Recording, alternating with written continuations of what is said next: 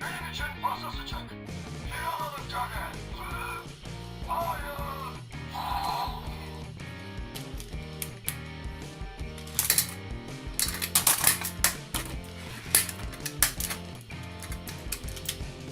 Arkadaşlar, sizinle birlikte bugün Dinozor T-Rex'in kurulumunu yapacağız. Görmüş olduğunuz gibi oyuncağımızın baş kahramanı çılgın dinozor T-Rex. Dinozorumuzu deneyelim bakalım nasıl konuşuyormuş. Ormanımdan uzak dur. Saklanıyor musun? Hot Wheels? Yakaladım seni. Hot Wheels? Çılgın dinozor T-Rex'in de bahsettiği Hot Wheels arabamız da burada. İsterseniz kutumuzun arkasına da bakalım ve daha sonra oyuncağımızı kurmaya başlayalım. Ve çılgın dinozor T-Rex'imizi çıkartmaya başlıyoruz.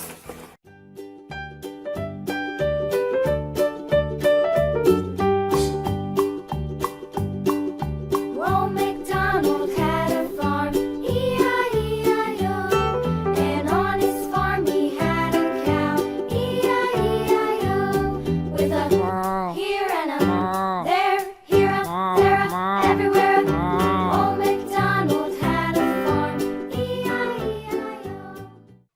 Evet arkadaşlar, oyuncağımızın parçalarını hazırladık ve oyuncaklarımızın parçalarını tanımaya başlayalım.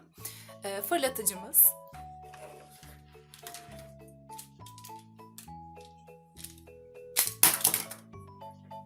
pirana çukurumuz,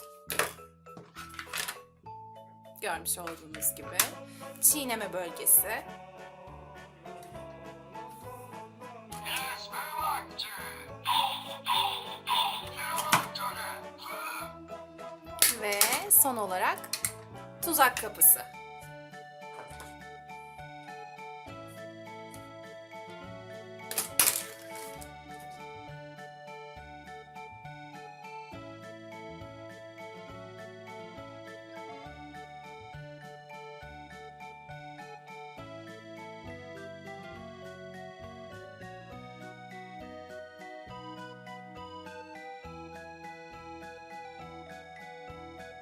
Oyuncağımız hazır.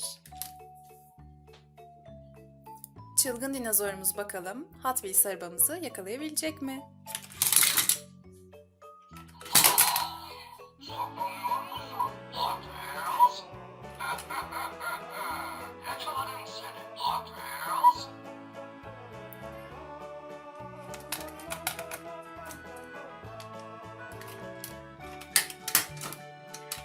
Ve tekrar deniyoruz. Bakalım çılgın dinozorumuz bu sefer yakalayabilecek mi ve ne diyecek bize?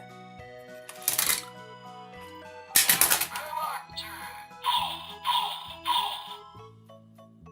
Bir alalım tane.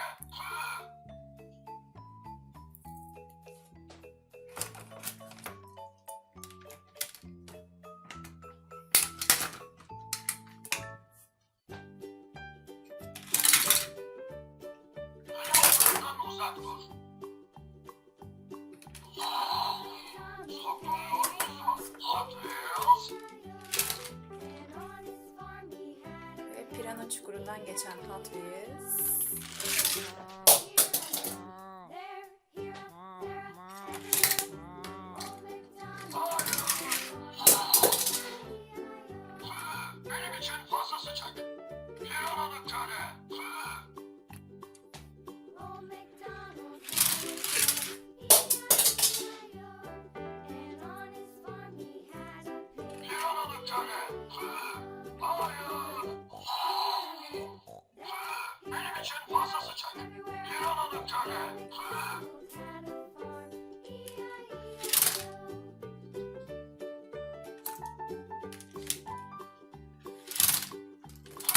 Benim için fazla sıcak.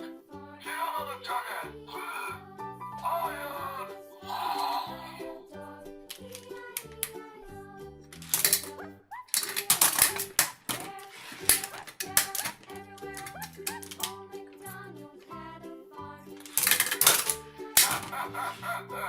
Yakaladım seni. Hot Wheels?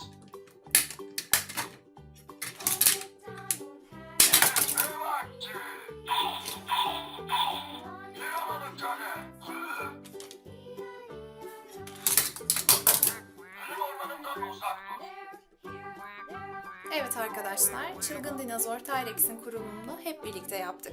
Umarım videomuzu beğenmişsinizdir. Kanalımızı beğenip takip etmeyi unutmayın. Bir sonraki videomuz Mega polis arabalarının kurulumunda görüşmek üzere. Şöyle gösterelim. Şimdilik hoşça kalın.